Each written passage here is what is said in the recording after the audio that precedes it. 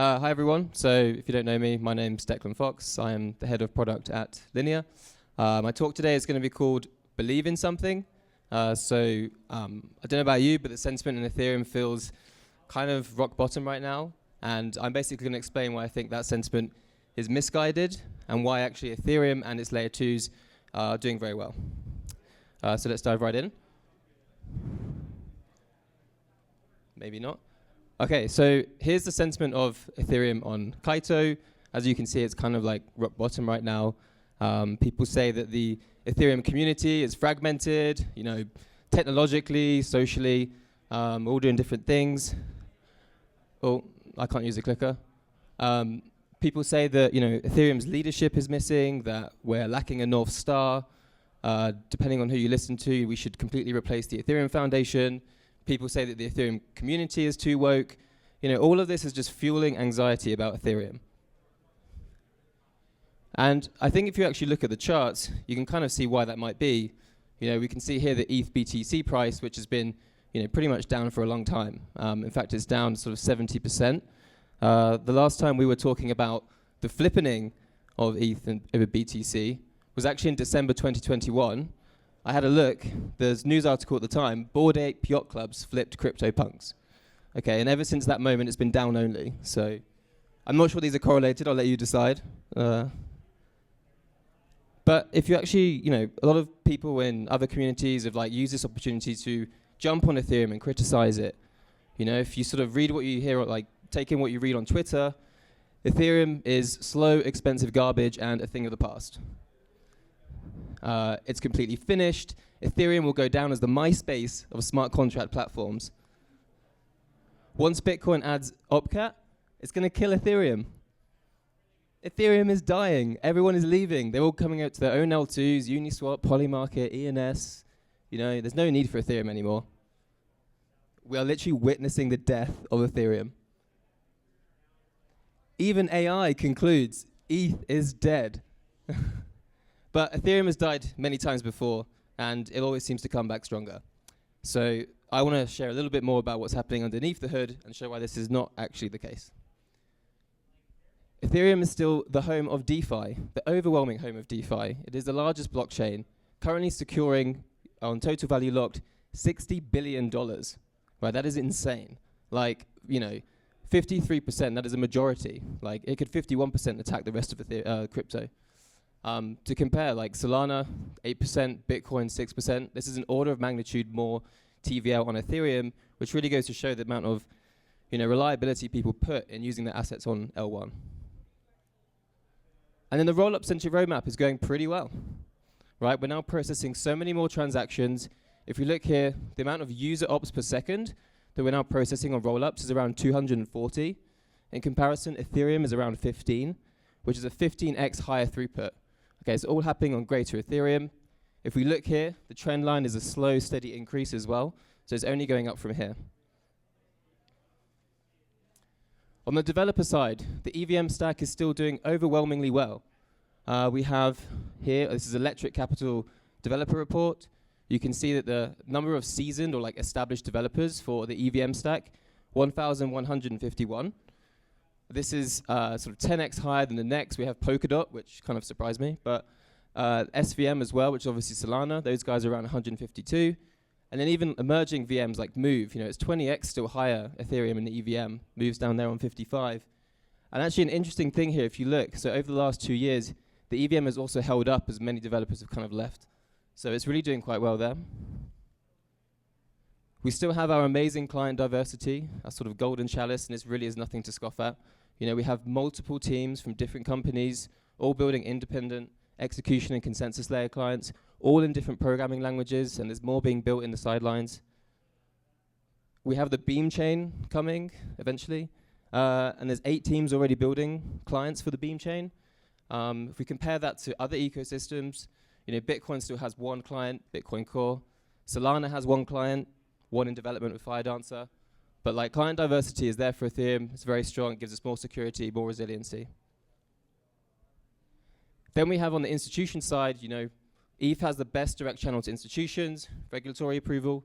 We have much more capital inflows coming through the spot and future ETFs for Ethereum. We also have the staking ETF coming out soon, hopefully. And I think I saw recently that actually the inflows to ETH ETFs are higher than BTC now as well. So lots of good stuff happening there on the institution side. And then if you look here, we have pretty much like every big name in every vertical across the entire space is building on Ethereum or Ethereum layer 2s. So you can have banks, Deutsche Bank, Santander, Bank of China, asset managers, BlackRock, conglomerates like Sony. Everyone is building on Ethereum and its layer 2s. So like we're getting closer and closer each day to entrenching ourselves in the mainstream culture. Data availability. We are scaling the blobs. It is happening, okay? People want to FUD Ethereum data availability, and they're rightfully so to do it at the moment. With Denkun, we have 3 blobs per block. With Pectra, which comes out soon, hopefully, we'll have 6, we'll double it. Fusaka, maybe double it again. Danksharding gets us all the way to 128. And with Nielsen's law, where every year 50% bandwidth increases, we can even get up to something like 1,024 blobs per block. So the data availability throughput is going to be there. We are scaling the blobs. And we also have sort of blob parameter only hard forks as well. So not only do we need to not have to wait for Ethereum hard forks, we can just do it in our own time as well, which makes it a lot more seamless. Ultrasound money. We don't really hear ultrasound money much anymore. The bat signals are kind of left from the crypto profiles. And this is mostly due to 4844. You can see here the 4844, roll-ups, big consumers of block space. They then swapped to blobs, and we had this huge supply shock. So that obviously meant that the ETH burn, diminished, and we can see here, actually now since the merge, ETH is back inflationary, which kind of, a lot of people are upset about. However, we're going to fill this blob space. Like, we have huge companies, Consensus, Coinbase, like all focusing a lot of attention to bring people on chain. They are going to be consuming this blob space, and it's going to be this sort of back and forth as we increase the DA like we have done with a supply shock. The burn goes up, and then we fill it again, and it comes down. And so this probably should be a squiggly line down, but we're going to have lots of demand for this blob space. The ETH burn will go up. ETH, the asset, will be deflationary again. You can put your bat signals back in Twitter. And the roll-up tech is getting pretty damn good as well. Vitalik sort of famously said in 2017, the average cost for the transaction on the Internet of Money should be no more than 5 cents. And for a long time, it was way over 5 cents. We look back before Denkun, it was like 50 cents a transaction, all the way up to like $1.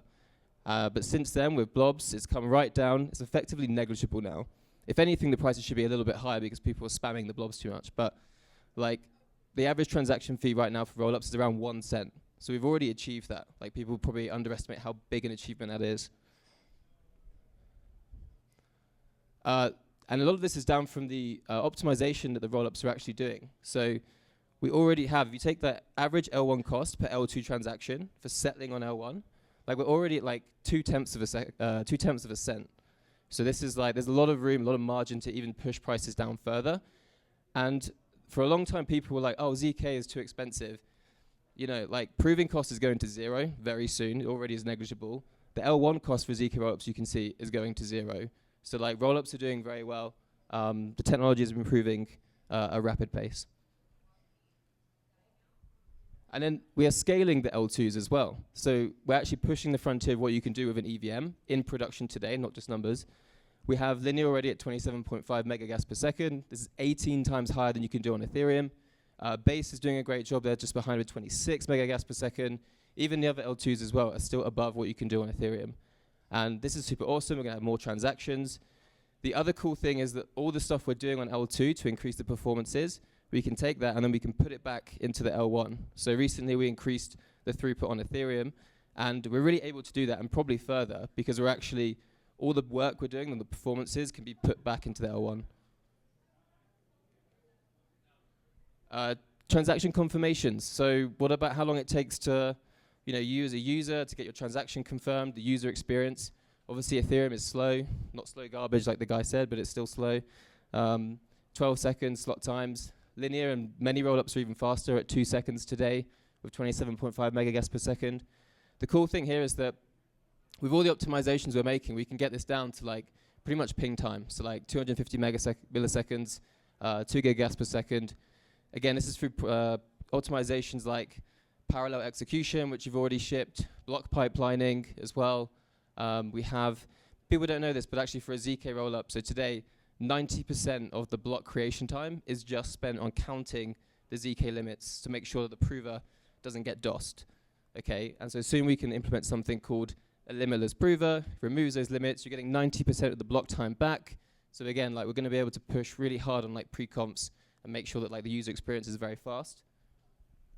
But you can't even just like focus on the block creation part. You also need to focus on like the RPC nodes as well, because this is the way that most people interact with the chain. So something else that we shipped recently, again, all of this stuff is available on Ethereum as well, because it's all EVM. So Bezu, you have a vanilla Bezu node for plugin, has a state manager. Essentially the like role for creating the block, it can then distribute a state diff to the follower nodes, and then they can have a super lightweight node with like low storage requirements, and then they can, you know, essentially spin up and sync in under 10 minutes. Okay, so that's like very, very fast, and this is gonna make RPC node providers very cost efficient. They'll be able to elastically scale demand for their nodes.